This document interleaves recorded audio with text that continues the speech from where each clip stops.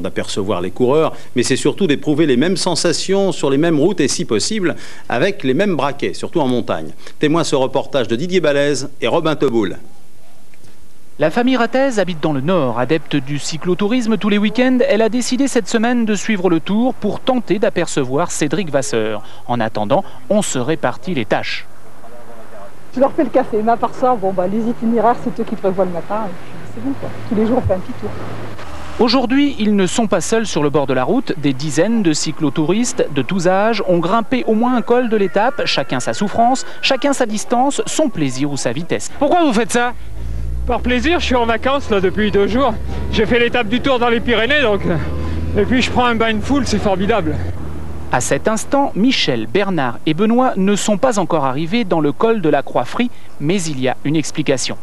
Qu'est-ce qui est le plus dur maintenant pour vous?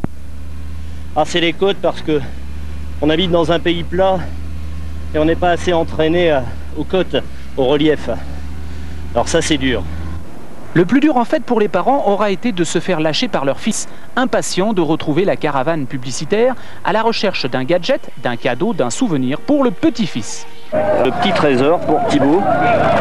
Thibaut qui va avoir 2 ans. Le tour laissera donc une empreinte dans la mémoire des Rattez, tandis que d'autres tenteront quelques heures plus tard d'effacer et de récolter toute trace négative de la bande.